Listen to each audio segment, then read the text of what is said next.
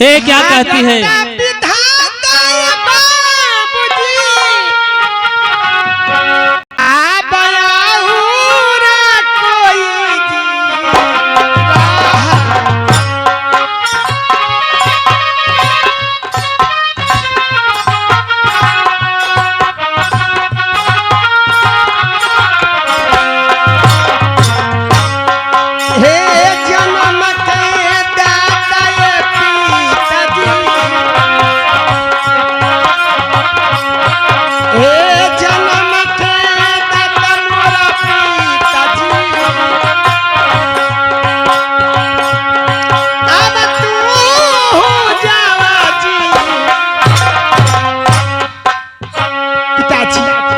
बेटी चंपा तू नहीं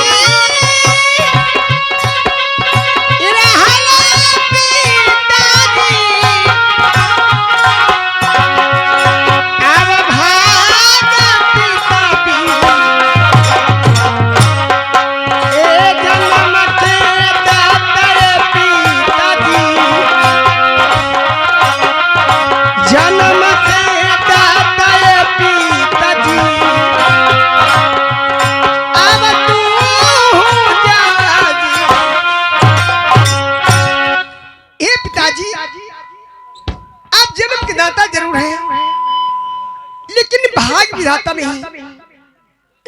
अपने आप को सोचते पिताजी कि मैं भाग विधाता हूँ। जय महाराज। नहीं मानती पिताजी। सब प्रजा लोग ये आपको नाम लेते हैं महाराज। आय आपको घर ही में आप कहते थे कि मेरी बड़की पुत्री तो बहुत समझदार है, बहुत पढ़ा लिखी है। अब देखिए महाराज ये आपको नाम नहीं लेने के लिए चाहते हैं महाराज। क्या मंत्री जी? नहीं पिताजी, भाग विधाता तो कोई और है। आप अपने कहने से अपनी भाग विधाता नहीं हो सकते पिताजी। मौलिक जी यही कहावत है सरकार कि डिबरी के गौरे तरनहर रहता है, सगरो इंजोरा और डिबरी के गौरे तरनहर। सब नाम जपो हो, घर ही में नाम न जपो। नहीं बेटा जरूर हमें कहेगी भाग विधाता। बेटी चंपा ताए कबारा आता ही दाता दूलरी आज भी अधाता जी हाँ मरो।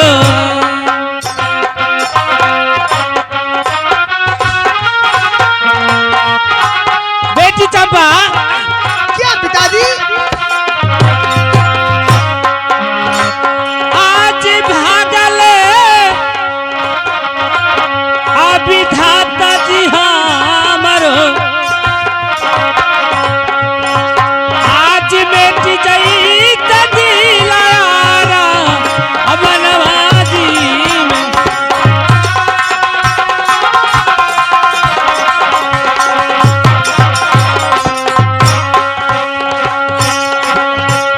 आप बेटी जाइते आप दिल के रवान वाले दुलरी आज झजाब नवाजी हमरो। आज झजाब नवाजी हमरो।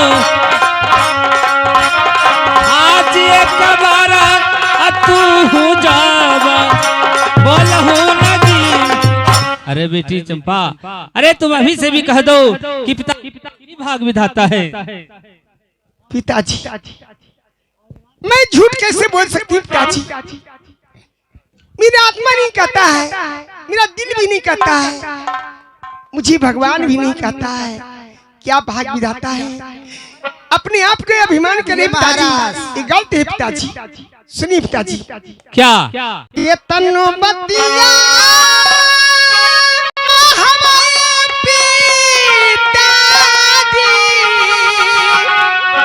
महाराज सुनिए क्या कह रही है। आज मानव में पिता बाचा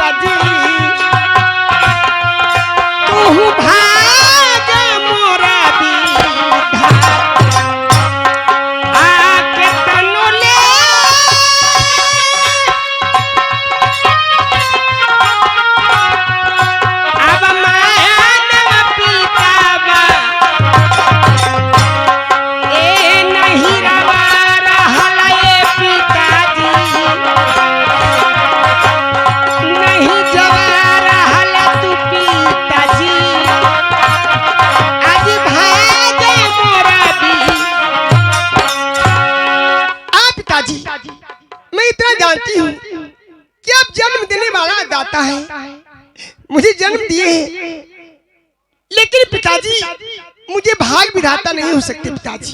जय महाराज। देखिए मंत्री जी अर्धवानी, ए बेटी चंपा, ले जाकर इसे समझाइए, कुछ और पढ़े लिखेगी तो फिर इसे होश आ जाएगा कि नहीं हमारे पिताजी ही भाग विधाता हैं। ले जाकर समझाइए, जरूर हमारे बात को समझेगी। ठीक है पिताजी, चलिए ठीक है, चलिए मंत्री जी, चलिए। मैं कुछ दिन और समझती हूँ, बुझती हूँ। ठीक है, चलिए। बाकी मैं मानने वाली नहीं, मैं सोच समझदार हूँ। ले जाकर समझाइए, जरूर हमें भाग विधाता कहेगी।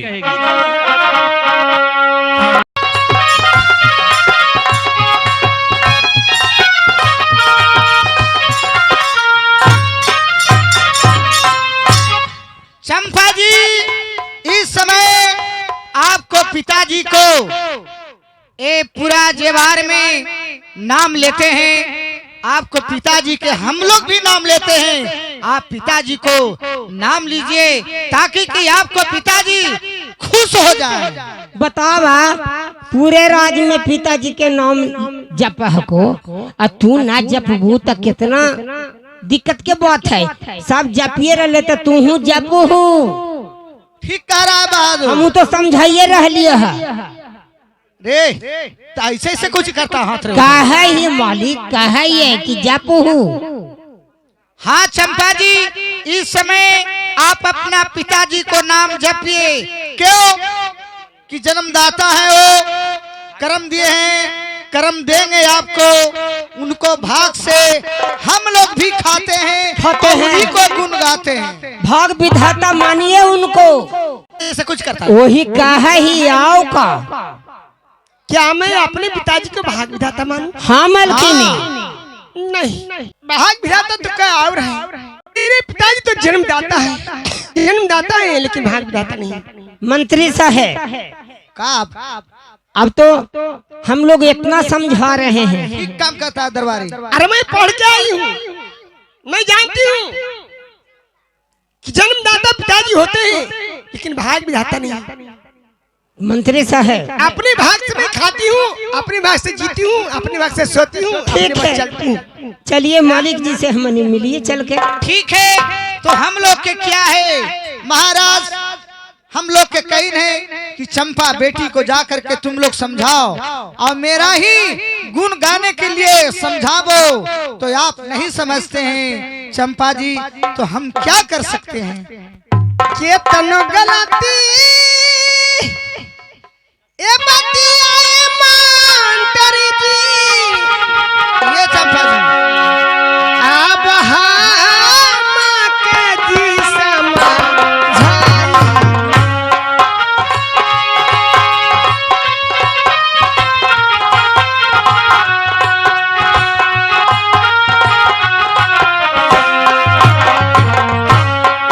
हे नहीं जवा मन बजहान हूँ, हे नहीं जवा ए मन बजहान हूँ, आज तो हारो जीवा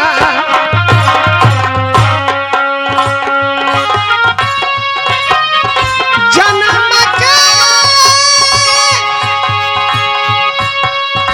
दात मोर पिताजी, आज हमारो के जी रहला। ए भगन विधाता जी पिताजी, ए भगन विधाता मोर पिताजी, अब पिता मोरा जी। ठीक है, चलिए। मेरे पिताजी कभी भाग विधाता नहीं हो सकते, जन्मदाता है, मैं मानती हूँ। कुछ जन्म मुझे दिए हैं, लेकिन भाग विधाता नहीं। विधाता कोई और है। दरबारी ठीक है, सुन रहे हैं ना। ठीक है, यदि हम लोग के बात नहीं मानते हैं तो इस बात महाराज को जब जा करके मैं कहता हूँ। ठीक है, चलिए। चलिए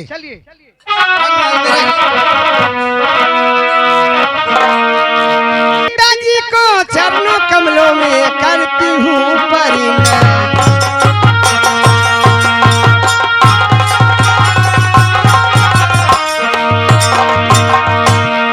पिताजी को चरणों कमलों में करती हूँ परिणाम।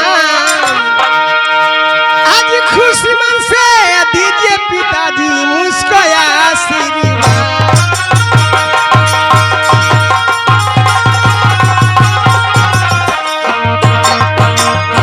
बेटी चंपा, आज तुम्हें बुलाने के कारण तुम तो जानती हो कि मैं तुम्हारे मुख सुनना चाहता हूँ कि ते बताओ कि तुम्हारे जन्मदाता कौन है और तुम्हारे भाग विधाता कौन है।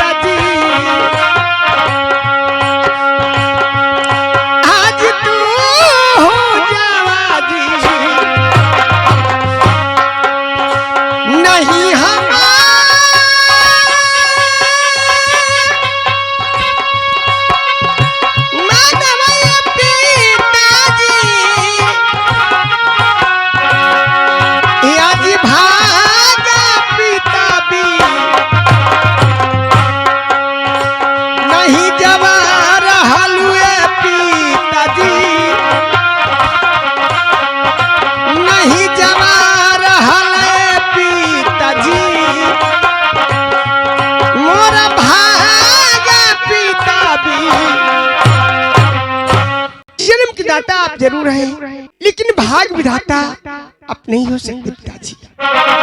क्या बेटी चंपा, ते फिर आज वही बात कहती है कि पिताजी आप भाग विधाता नहीं हैं, भाग विधाता कोई और है। हाँ पिताजी, समझा के लाए हैं। क्या मंत्री जी, क्या दरबार, क्या हमारे बेटी चंपा को आप लोगों ने समझाया नहीं कि आप कहिए कि आप ही के पिताजी भाग विधाता है। महाराज, हम लोग बहुत समझाए हैं कि आप अपना पिताजी को नाम लीजिए, तो कहीं कि ठीक है लेंगे, बाकी यहाँ आप आकर के क्या मति गति इनको हो गया, पूछे महाराज।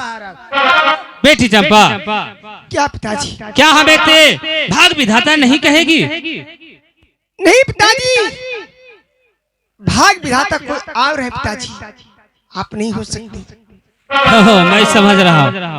हेलो हेलो,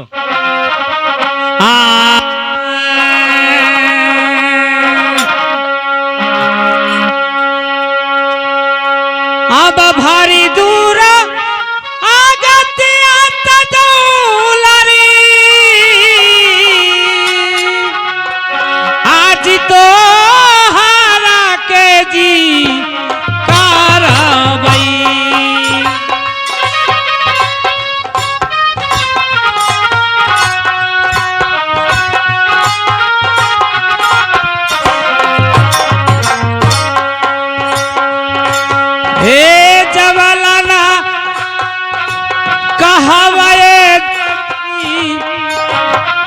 बेटी चंपा, क्या पिताजी, ए जवालाना आई कहवरे दुलरी, आज भागा जवाबी,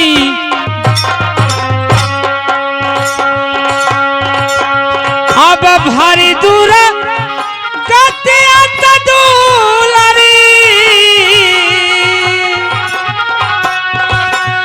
आज तो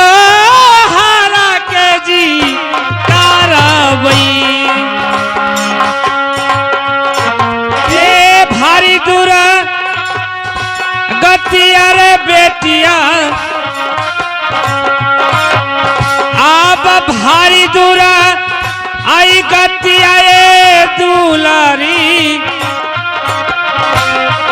आज तो हारा के जी। अभी से तू कह दो कि आप ही हमारे भाग विधाता है, नहीं तो मार मार कर तुम्हें भारी दुर्गति कर देंगे। बोल दीजिए चंपा जी। केतनो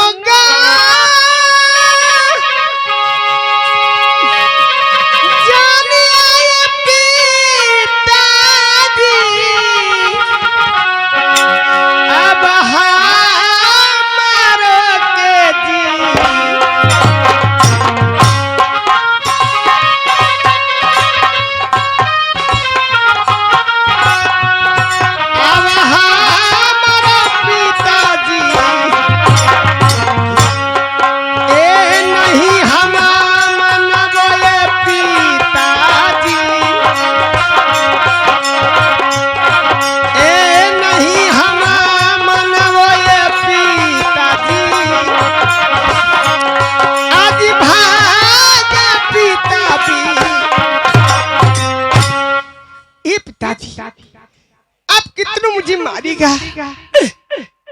मैं कभी आपको भाग विधाता नहीं मानूंगी। क्या हमें भाग विधाता नहीं कहेगी? मैं तुम्हें ए चंपापुर में प्राण ले लूंगा बेटी चंपा। अभी से भी कह दो, अभी से भी समय है, बोल दो कि आप ही पिताजी हमारे भाग विधाता है। नहीं पिताजी, कभी आप भाग विधाता नहीं। मंत्री जी ऐसे समय जाइए, नुकीली नुकीली कांटे वाले झाड़ी लेकर आइए और उस पर जब इसे शरीर में चुभेगा नुकीले नुकीले कांटे तो जरूर हमें भाग विधाता कहेगी। जाइए लेकर आइए।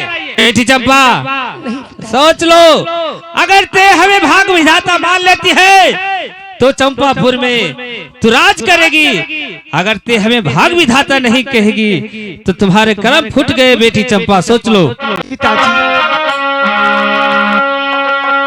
चलिए मंत्री साहब। करमा गली खलाए पिताजी, आज कोई नहीं मेरा।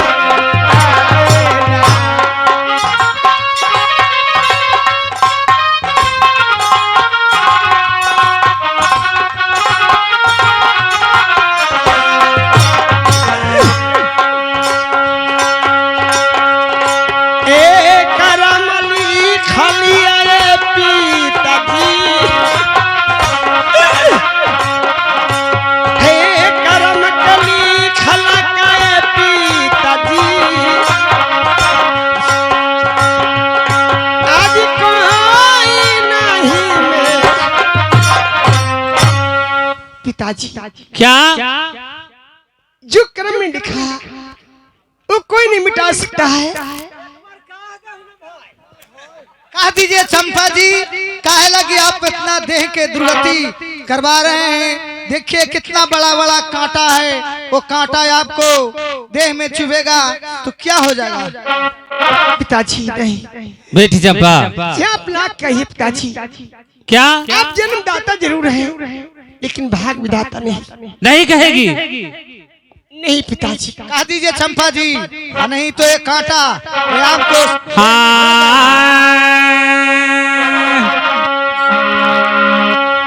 अब जिंदा ना परानवा तदुलरी आज तो हारा के जी बचत। सोच लो बेटी चंपा, नहीं तो तुम्हारा प्राण बचेगा नहीं चंपापुर राज में।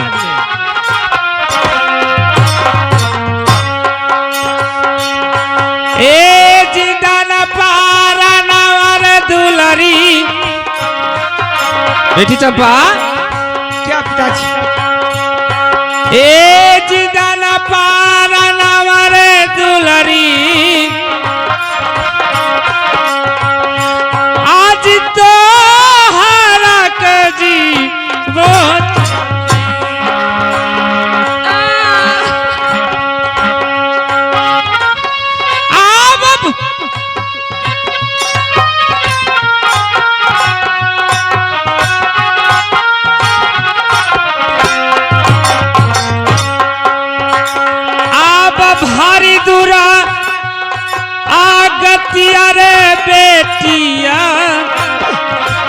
पिताजी आप भारी दूर आई गतिया तई बेटिया आज तो हारा के जी बेटी चंपा ते कहो कि पिताजी आप ही हमारे भाग विधाता है। अगर ते नहीं कहेगी तो मैं तुम्हारा ये चंपापुर में प्राण ले लूंगा। पिताजी अभी से भी कह दो। नहीं पिताजी मथाना के छाती है पिताजी अम्मानवा पिता जा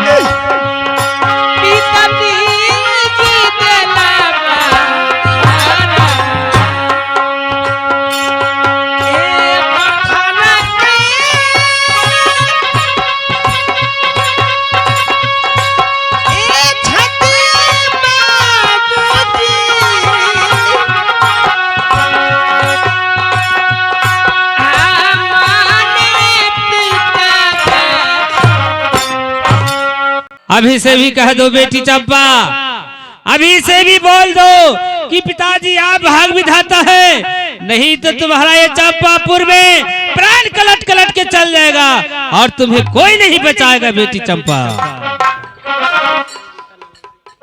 कांटवा देखो तो मंत्री साहब गारल है, ममतो न लगा है बेचारी। हम लोग क्या कर सकते हैं, ऐसे तो हम लोग कह रहे हैं कि चंपा जी कम से कम भाग विधाता को एक बार कहते हो ना। कह दीजिए।